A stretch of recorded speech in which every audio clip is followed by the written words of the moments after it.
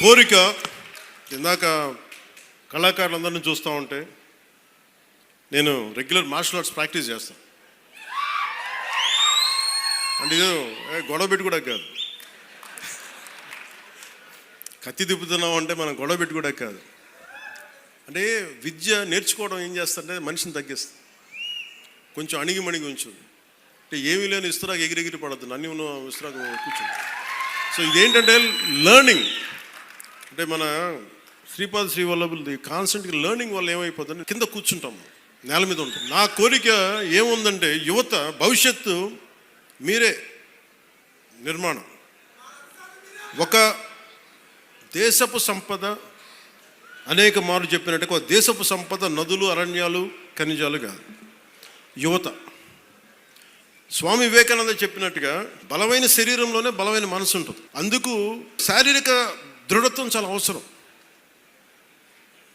మీరు చూసారు గల్వాన్లో మన చైనాను ఇండియా బార్డర్లో ఫిజికల్గా తుపాకులు కొట్టుకోకూడదు కాబట్టి చేతులతో కొట్టుకున్నారు. అంటే శారీరక బలం చాలా అవసరం, దృఢత్వం. అంటే మనం ఎప్పుడైతే శారీరకంగా మానసికంగా బలంగా ఉంటామో ఇక్కడికి వచ్చి వేరు చేసే వ్యక్తుల్ని మనం దూరంగా పెట్టగలం. మన చూపు చూస్తే వెళ్ళిపోతారు ఎవరైనా సరే. అందుకని నా వ్యక్తిగతంగా నాకు యుద్ధ కళల మీద అమితమైన ఇష్టం. నేను ఒక్కడే నేర్చుకుంటే సరిపోదు.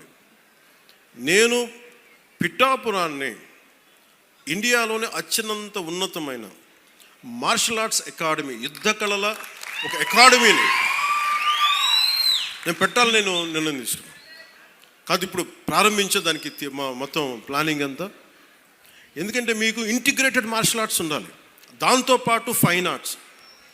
ఇందాక మనకి గరగ కళాకారులు కానీ ఇది అంతరించిపోతున్న కళలు ఇవన్నీ. ఇలాంటి కళలను కూడా ఫైన్ ఆర్ట్స్ అండ్ మార్షల్ ఆర్ట్స్ని రెండు చేసే ఒక అకాడమీని పిఠాపురంలో నేను స్వయంగా ఇట్స్ కంప్లీట్లీ ఇది నా ట్రస్ట్ ద్వారా చేద్దాం. నాకు